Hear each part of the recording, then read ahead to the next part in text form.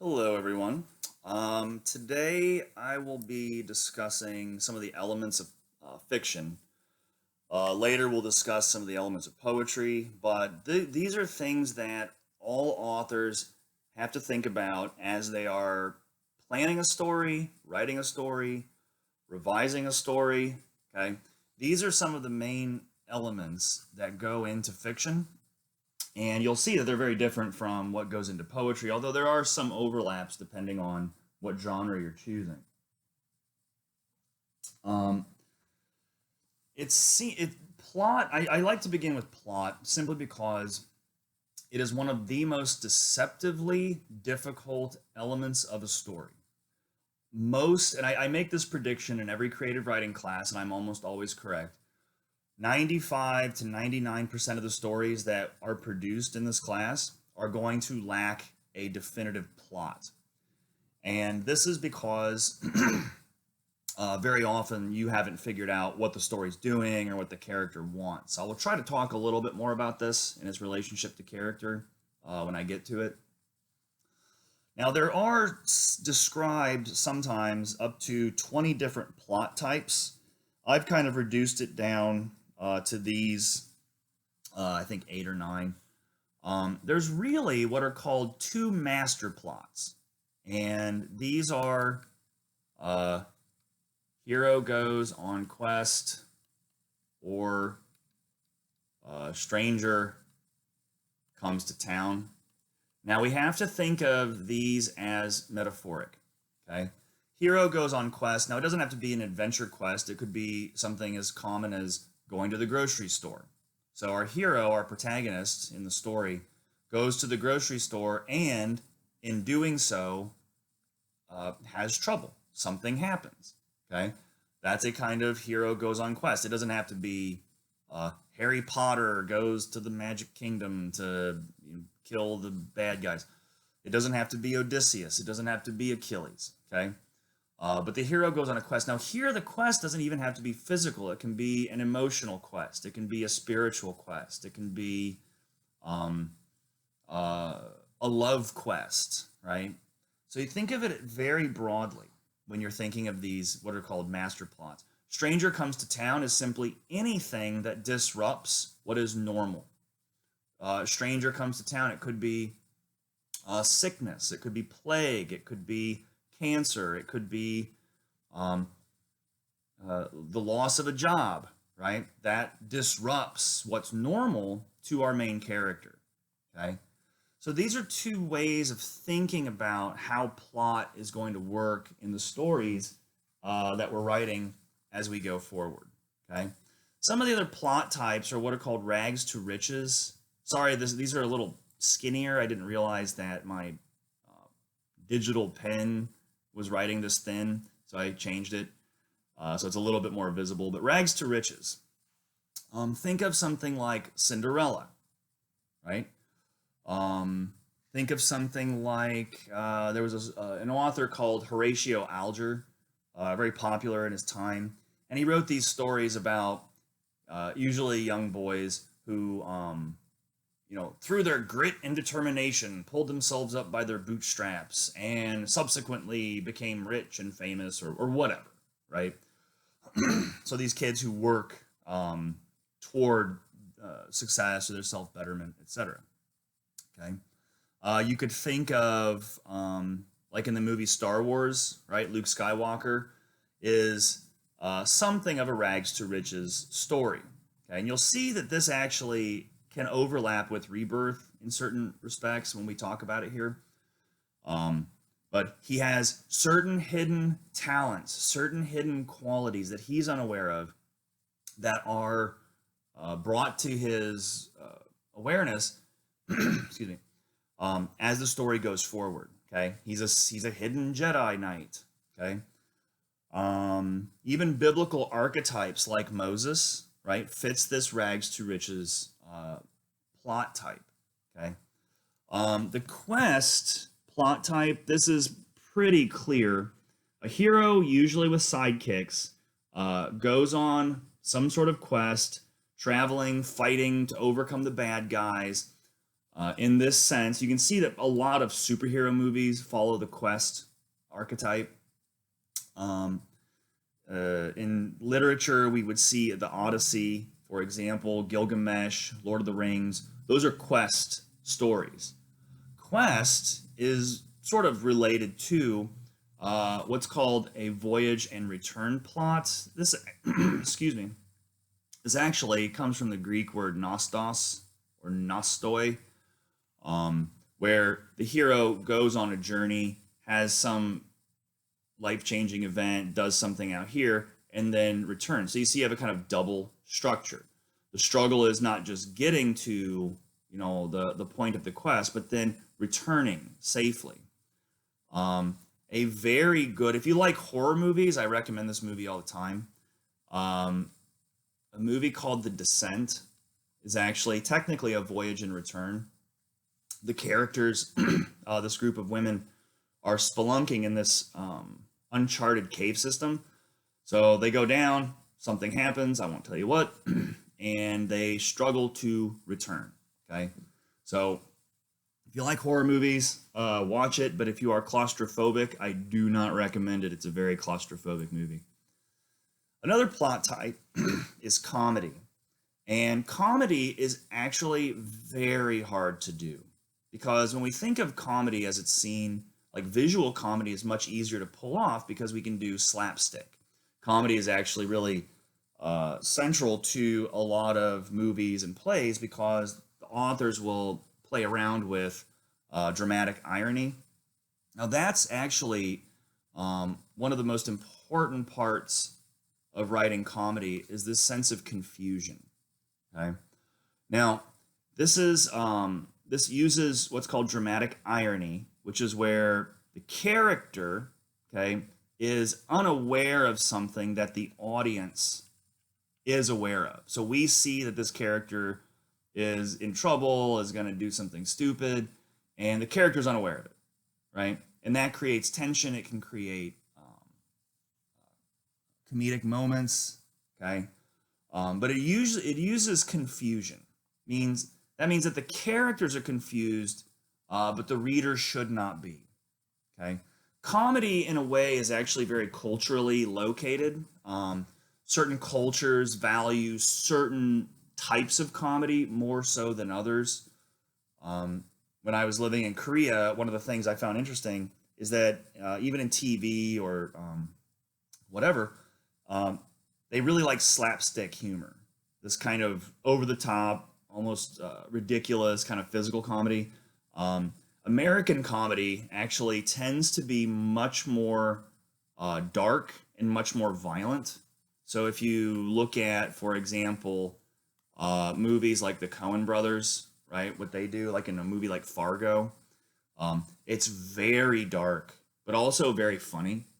And I think a lot of this actually comes from a difference in the traditions. I do think that, among others, some of the American art forms, right, that are very particular to America, as in invented there, we could think of jazz, the blues, country music, and how those all influenced one another. We could think of abstract expressionism and artistic movements, which was essentially created in America. But I do think of stand-up comedy as an American art form that at least it was invented in the country. And stand-up comedy started off basically as vaudeville shows, kind of slapstick, silly jokes, and eventually became an artistic movement aimed at social protest. And so you see, early comics or earlier comics like Lenny Bruce, like Richard Pryor, like Dick Gregory, Mort Saul, using stand-up comedy as a way of attacking racist or sexist or unfair systems of law or civic life in America. So I do think of stand-up comedy, but it had very dark roots, even though it's using comedy, right? They're attacking grotesque injustices that existed in America at that time. Lenny Bruce is perhaps, you could call him the grandfather, so to speak, of American stand-up comedy. And then, Richard Pryor is considered by most comics to be the best. I mean, he's the standard by which most comics measure themselves. Another one that's very famous or was is George Carlin. So these are kind of like the holy trinity of American protest stand-up. So if you like stand-up comedy, you might check them out. But yeah, so confusion. The character thinks the world is this way. They go through, and then they find out that it's not. Right. So that can create comedic effects. Tragedy actually works in a similar way. It's a very old. This goes back to the Greeks and Greek tragedy, like Sophocles, Euripides, etc. And in tragedy, the character thinks that the world is this way, whatever it is. They struggle to adhere to that. Okay. The characters overreach in some way. So you see it has a similar structure to comedy. So the character thinks the world is this way, and they do something, and it turns out, oops, it's not. Okay. They overreach. Maybe their pride or their greed or their hopefulness becomes their undoing. Okay. And ultimately they suffer the consequences of who they are. Now you see that there's a very strong structural element to that. The thing that makes them who they are has to be in tragedy the thing that undoes them. Okay, my favorite Shakespeare play uses this to great effect. Othello. Othello is a Moor he's black, who marries a white Venetian woman. Right? He's very well spoken, very poetic. Very sympathetic character, right? And, he's very self-aware of the fact that he's not wanted by the father. Like the father is kind of aghast, even though Othello is very famous. He's a very great general, right? He's very well respected as a military person. He's not respected as a person, you see.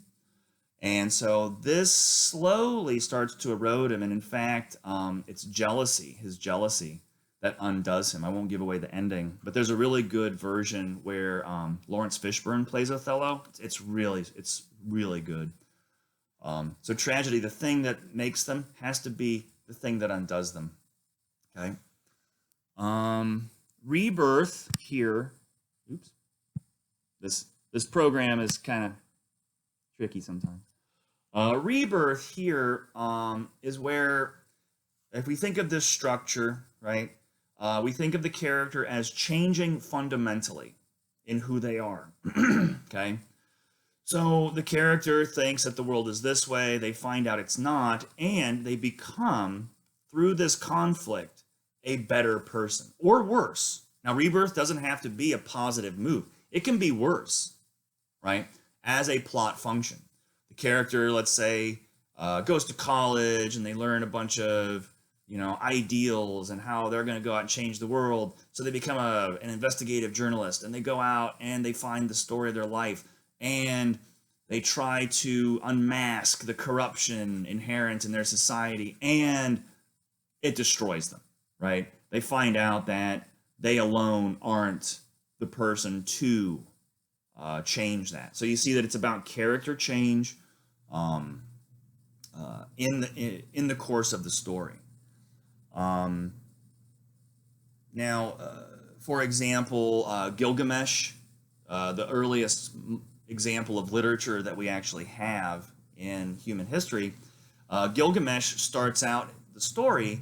He's the king of Uruk, a city in Mesopotamia, and he starts out as a really terrible king. He's just a jerk, and the people pray to the gods. They send basically a kind of oppositional character named Enkidu down. They fight, they become friends, they go on quests. So you see that stories can have multiple plot types, okay? They go on multiple quests. Spoiler alert, Enkidu dies. Now here, I want to show you this, okay?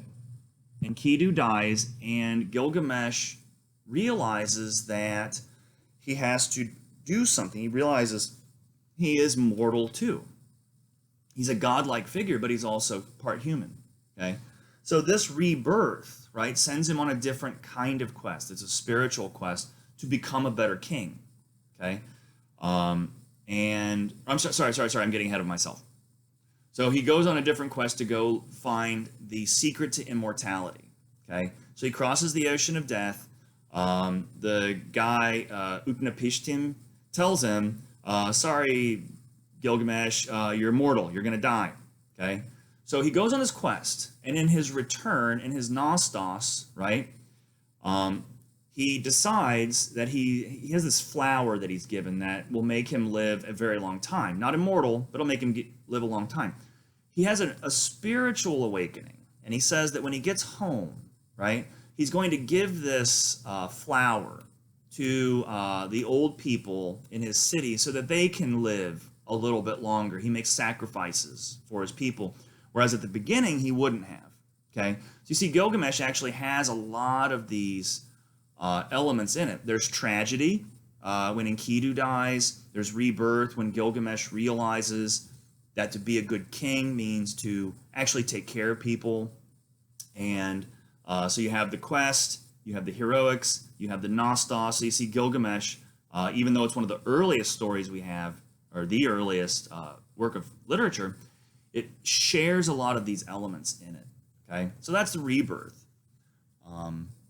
Rebellion is a little bit different than some of the others. Rebellion, if you think of a classic example, George Orwell's book, 1984, Winston Smith, the main character, a very clearly generic name to represent everybody, okay? Winston Smith tries to rebel against the system of Oceania in which he lives, and I won't give away the ending, but some rebellions don't quite work, right? But it's a struggle against a system, okay? This is usually, rebellion plots are usually politically or humanistically driven. A lot of science fiction stories, okay, are actually rebellion plots, because science fiction is actually can set up a very different world than the one we have, even though it's based on a lot of the conventions of our world that we take for granted, okay? Mystery is another plot type. I do not recommend you write a mystery, okay? Do not, I'm going to cross it out, I'm mentioning it, and now I'm erasing its existence. Mystery plots are actually very complicated because, you know, if you think of it, mystery plots actually have to be carefully mapped out before you really start writing them. Because if we're reading a story, right, and let's say this happens, which leads to the character to realize this, which leads the character to realize this, which leads the character to discover, you know, who did it, who killed the butler. If you accidentally leave out a step and you jump too far, it can break the story down immediately, right? So a lot of things with mystery stories, you know, that involve the police or government function, you have to know a lot about how the police work, right? You have to know a lot about police procedure, legal procedures, medical procedures and stuff to make sure that all the details in the story line up, because if a single one of them doesn't work, then the whole story falls apart. That's why I don't recommend mystery, because it takes actually a lot of time simply to map out the things that you're discussing. You can also do what's called a plotless story. We're going to actually read a few of these as kind of cautionary tales, because I don't recommend doing plotless stories. Excuse me. They're actually harder to pull off. Now, you might do a plotless story by accident because you haven't figured out, you know, what you want the story to do. But when we look at some of the stories by Donald Barthelme, you'll see that he does plotless stories intentionally because he's very aware of what he's doing. He's a very, very good writer, very careful. writer. So try to avoid plotless stories as well. Try to think of how you're structuring the story and how you're aiming it in terms of some of those plot types. Now, there are subplots to each of these, like romance. There's love, like a love plot, romance plot. There's also forbidden love, right? Those are more like quest plots. Character seeks love, okay? So I don't want to go into that. I'm going to try and keep this discussion, since it's an intro class, fairly fundamental, okay? These are the most important aspects of fiction. Now, the next thing is narrative or narration, okay? The way that I describe this is that it's kind of like a map. If you think of how plot and narration function together, okay? If you go on a road trip, right, and somebody asks you, what you did, where you went, how was the trip, you don't tell them the directions that you took. You don't tell them, well, first of all, we went east on Highway 34 for 74 minutes, and then we took that gravel road on County Road 69 in order to get over to Highway 87, and then we arrived at our destination. That's what the plot does. The plot actually kind of sets up these moments, right? These plot points, okay, that point the story in a certain direction, okay? The story goes this way, and then plot twist or plot point, and turns the story in this way. The narration is actually everything that happens from the beginning to the end. So if you're telling your friends, oh, we had a great road trip. We were driving west and we saw this hitchhiker. We picked him up. It turns out, he was crazy, and so we kicked him out of the car and we drove away scared, and we called the police, and then the police had to question us.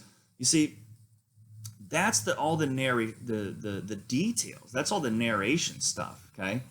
So think of the plot as arrows that point us, hero goes on quest to this. Hero fights monster, whatever, attempts to find love, fails, and then that moves the character over here where they have a rebirth and they realize, oh, I'll never fall in love, and the end, okay? What happens in the middle, the beginning, middle, and end, the words, right? That's the narration, okay? So really narration is,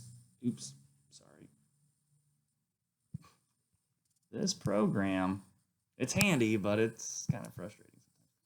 So narration actually has more to do with the relationship of the story to time, okay? Now, we can tell a story that begins at A and ends at Z, okay? That would be a kind of standard story, beginning, middle, end. There are other conventions that we can use in the telling of our stories that that mix up time a little bit. Sorry. Prolepsis is what's called flash forward. Okay, this is simply flash forward. This is far more common in movies and films. What I mean is this: let's say you have scene A, scene B, scene C, scene D, etc., onwards to Z. The story, or the movie or TV show might start off with D. Okay. Now, then it jumps back in time to A, and then to B, and then to C, and then to D. So we find out about D ahead of time before the temporal sequence in which D occurs would happen. Okay. So we have, and this actually is a way in film of creating tension. We show the character in danger at the opening of the show, and then it says 3 days prior. And that's going to tell us how that character got into that situation. And then, is the character going to get out of it? Okay, if it's a serial TV show, probably they will, because if you kill off your characters, well, what are you going to do, right? So in fiction, analepsis is actually way more common. Now, this is kind of hard to control sometimes because, well, actually, analepsis is called flashback, okay? Analepsis, prolepsis, those are fancy ways of saying flash forward. and flashback. So let's say we have A, B, C, D, so the character's going through life, blah, blah, blah, blah, blah. And all of a sudden they have a flashback to a moment outside of the story, right? If we think of the story as contained in this box, they might have a flashback to something that happened outside.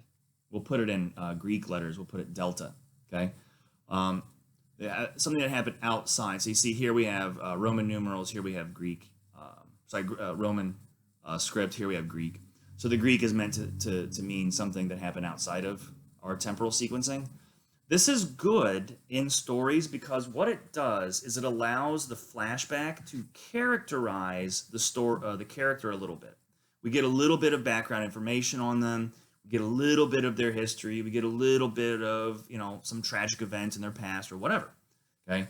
The one thing I recommend doing if you want to do flashbacks is to introduce them with a trigger. Now, your memories, just like mine, just like anybody's, can be very, very random. You could just be walking along and suddenly just remember something from childhood or whatever. In stories, we don't want them to be that random.